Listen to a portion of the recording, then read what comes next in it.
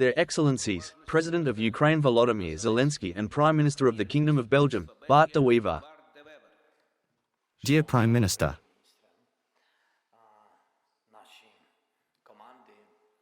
our teams from Ukraine and Belgium, esteemed guests, and journalists, I am delighted to welcome you today to Ukraine for your first visit since assuming office as the head of the Belgian government.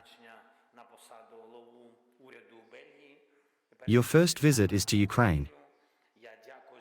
I would like to sincerely thank you for beginning your journey here, with a visit to Bucha, an important place that, for countless people around the world, has come to represent a profoundly powerful symbol of this war, Russia's brutal and unprovoked war against Ukraine.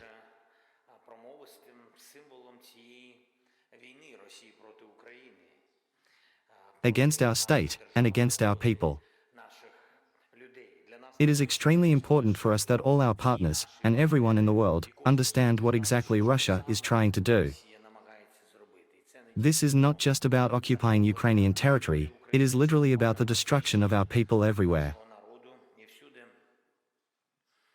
In the areas currently under occupation, where, unfortunately, the Russian flag continues to fly, the situation remains unchanged: a ruthless and oppressive occupation regime, widespread killings, severe repression, torture of innocent people, and a significant degradation of both cities and villages. This is a matter of collective security, ensuring that all our partners around the world fully understand why it is absolutely impossible to normalize relations with Russia after this war. Russia must be held accountable for the atrocities it has committed and must provide compensation for all the destruction and harm caused by this war. First of all, today I want to thank Belgium and you personally, Prime Minister, for the new defense package for Ukraine. €1 billion is substantial and will genuinely help protect lives. Today, together with the Prime Minister, there are representatives from 10 Belgian defense companies visiting Ukraine, and we had in-depth discussions about potential joint production and investment opportunities for manufacturing here in Ukraine. This is something that will work for the security of all of Europe. Today, we signed 3 agreements with our Belgian partners, with Belgian manufacturers. Our producers are signing the relevant documents.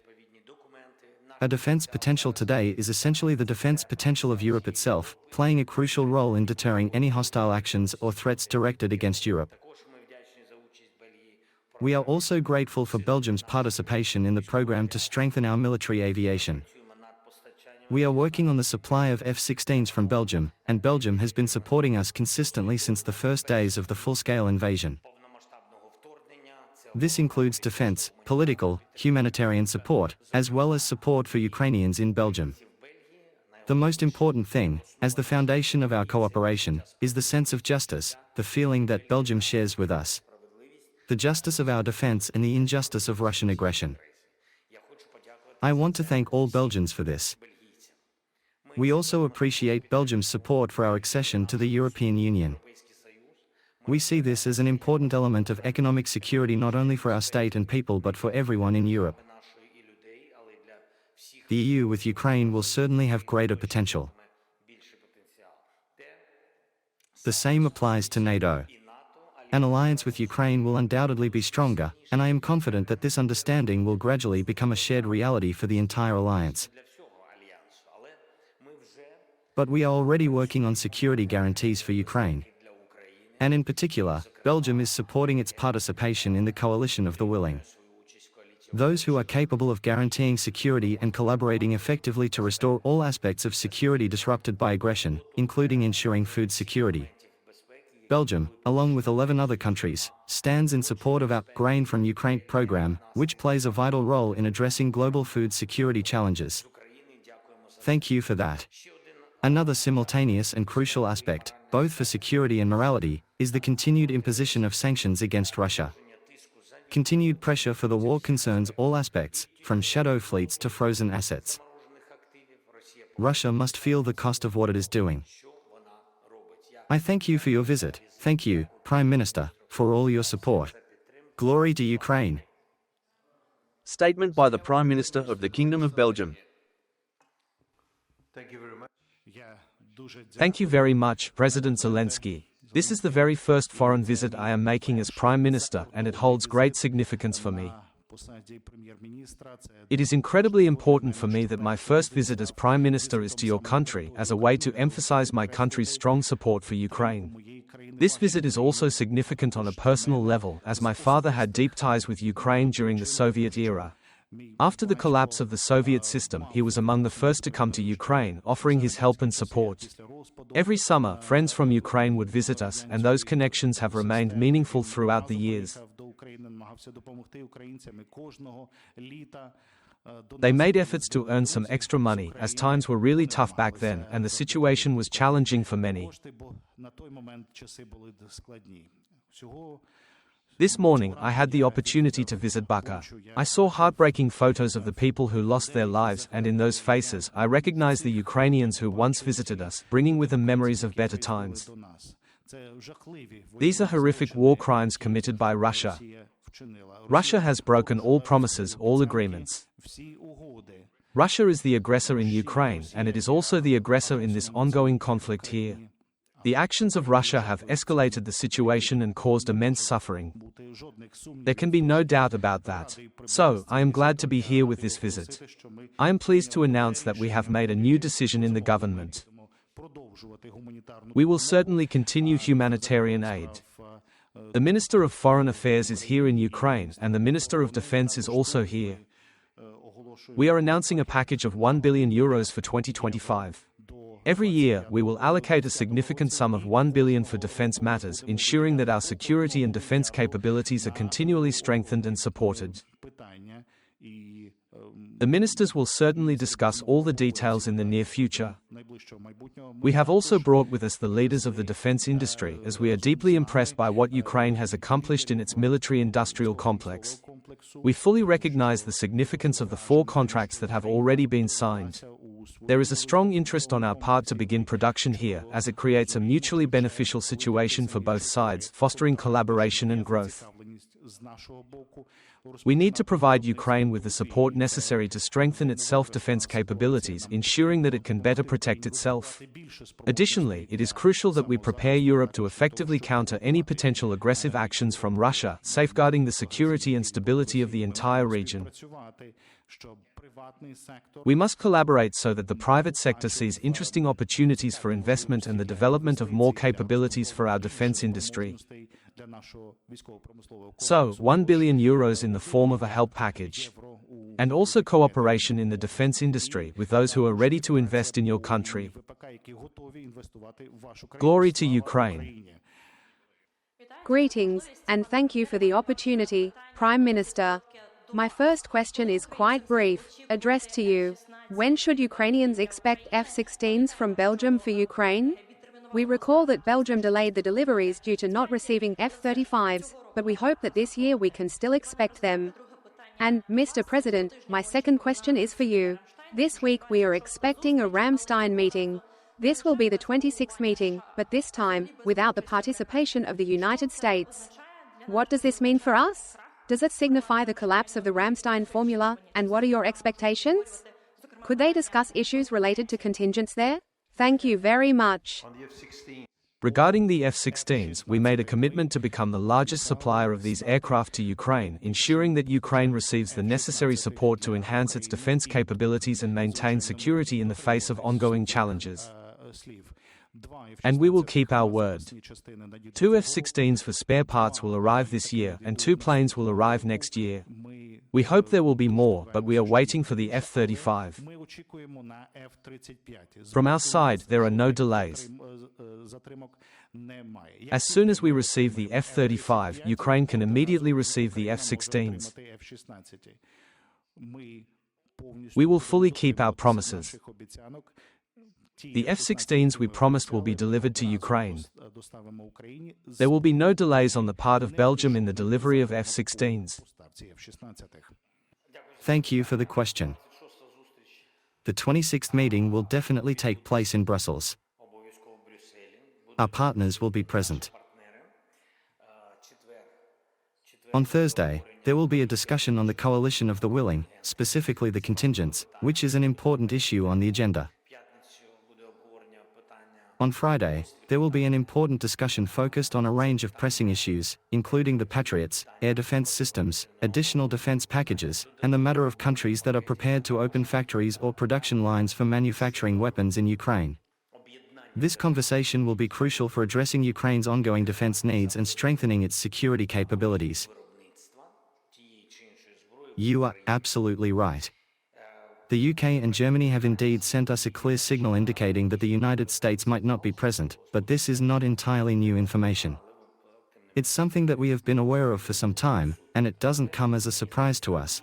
However, I think we still have things to discuss with the Americans, and we hope they will change their position, especially after today's news. We captured Chinese soldiers on Ukrainian territory. Ukrainians fought in Donetsk region. In Tarasivka and Bilohorivka, capturing 6 Chinese soldiers, 2 of whom are now in captivity. We have obtained their documents, including passports, and even credit cards, which provide further evidence and insight into their activities. These are Chinese citizens. I think this is a very important element. I firmly believe that the United States needs to pay much more attention to the events unfolding today, as the situation requires a more focused and decisive response to ensure long-term stability and security. We expect that this will uncover yet another country that is providing military support to Russia's invasion of Ukraine, further exposing the extent of international involvement in fueling the aggression and destabilizing the region. This is another country, following Iran and the military support from North Korea. But there are differences. The North Koreans fought against us on the Kursk direction, while the Chinese are fighting on Ukrainian territory. I think this is a critical issue that we need to discuss with our partners. And I think it's urgent. I fully understand that we are a strong country, but the reality is that we cannot take on multiple countries at once, especially when each of them has its own strategic interests and ambitions in our land. The challenges we face are immense, and the stakes are incredibly high. We strongly hope that, after this situation, the Americans will engage more with Ukrainians and then with the Russians. We also hope that China will respond. I have directed the Minister of Foreign Affairs and the Minister of Defense to reach out to their counterparts in China in order to seek a clear explanation and clarification regarding their recent actions and any potential implications for our interests. Thank you very much, Mr. President. You mentioned the coalition of the willing, which includes France, the United Kingdom, and several other key partners, all of whom are united in their commitment to supporting our cause and addressing the ongoing challenges. You said they are ready to send troops to Ukrainian territory. My question is very simple for the Prime Minister of Belgium. Are you ready to send Belgian troops to Ukraine? And a question for President Zelenskyy. Have you discussed these issues with the Prime Minister? As you know, there is a coalition of the willing, which includes both European and non-European countries, including the United Kingdom, Norway, Iceland, Canada, Japan, and Australia. We met in Paris, and we are fully determined that, if a ceasefire is agreed upon by Ukraine, we must provide unwavering support to this process, ensuring that the terms are respected and that peace can be pursued in a meaningful and lasting way. The leading role in this process is being played by the United Kingdom and France. Our planning officers and general staffs are actively engaged in discussions about potential initiatives and strategies to be implemented in the event of a ceasefire, ensuring that we are fully prepared for all possible scenarios. And I believe it is entirely logical that if France, Germany, and the United Kingdom take the initiative, we will follow their lead and work together with them. As a founding member of the European Union and NATO, our country has always been deeply committed to multinational cooperation. We have consistently participated in various coalitions and peace initiatives over the years. Therefore, I am confident that when the time comes, our place will be among them, contributing to the collective efforts for stability and peace. We have discussed this with the Prime Minister. I confirm that this is indeed a multinational coalition. It is positively inclined to guarantee security for Ukraine. More than 20 countries were present at the last meeting in Paris. There was also a separate meeting among our military leaders. We are making steady progress, and although we certainly wish that the situation could evolve more quickly, we are thoroughly discussing the option that a full and comprehensive ceasefire could pave the way for a diplomatic resolution to the war. This would provide the opportunity for the coalition of the willing to enter Ukraine, offering their support and expertise in the aftermath of a complete ceasefire. Such an arrangement would play a crucial role in facilitating negotiations and establishing long-term peace and stability in the region. This would focus on infrastructure, but importantly, Belgium is among the leading countries supporting this direction. Albina Pidhonyak, Channel 24. Mr. President, I have a complex question for you. Last week, you mentioned that Russia is trying to regain its $300 billion in frozen assets. What can Russia offer to Western partners in order to unfreeze these funds? And this week, there have been contacts between American and Russian representatives. What details are already known, and is there any information on what the delegations will discuss this week? One more question, if I may. The strike on Kryvyi Rih, how has it affected our negotiations with the American side regarding a ceasefire? And a question for the Prime Minister. Is there a mechanism to overcome the potential block from Mr. Orban regarding the continuation of sanctions against Russia? Thank you for your questions. We have received reliable information indicating that Russia is actively exploring various ways, let's say, to find a means of regaining access to its assets that have been frozen. This is part of their broader strategy to recover resources and potentially mitigate the financial impact of international sanctions. We are working on ensuring that our partners, especially European ones, do not lift any sanctions. I think there's no need to panic just yet. Apart from Hungary's position, we observe a unified and strong effort across most nations, with a shared understanding that sanctions, including those on frozen assets, should not be lifted from Russia. However, it is clear that we must continue to work together on this issue, ensuring that the pressure remains and that we find effective ways to uphold these measures for the long-term benefit of international stability. As for the strike on Kryvyi Rih, it was a truly horrific attack. First and foremost, we immediately communicated with all our partners who had promised to provide us with additional air defense systems, including more Patriots. We emphasized the urgent need for them to strengthen Ukraine's defense capabilities as much as possible, ensuring that we are better equipped to prevent such devastating strikes in the future. The attack on Kryvyi Rih, as well as other attacks on our cities, is evidence of this need. We all saw the reaction to the strike on Kryvyi Rih. There were public statements, and I thank our partners for supporting Ukraine and condemning it. But there were not enough condemnations, and some of our very close partners even hesitated to say whose missile it was, that it was Russian. After our signals, it seems they corrected the situation. But it can't be fully corrected. The Russians need to be put in their place. They must end this war. The United States can provide Patriot systems, they have many available. This is the best support for Ukraine today from the United States, to provide Patriot systems. Regarding your questions about sanctions, I can confidently say that Ukraine's position is currently supported by 26 out of the 27 European Union countries, meaning there is no real opposition or block to our efforts. This overwhelming support underscores the unity and solidarity within the EU regarding Ukraine's situation and the broader goals we are working toward. Of course, all 26 countries are very skeptical about Russia's intentions. Russia does not want peace, it seeks Ukraine's capitulation. These 26 countries, along with the non-European nations in the coalition of the willing, are deeply skeptical about Russia's intentions and actions. They share a strong sense of concern regarding Russia's behavior and its ongoing aggression, and they are united in their determination to support Ukraine and uphold international security. Therefore, there is strong support for keeping sanctions in place against Russia, both in Europe and among the coalition of the willing. We will do everything possible to ensure that these sanctions remain. We will see what happens in June. A question for President Zelenskyy. Did you discuss the freezing of assets in Brussels?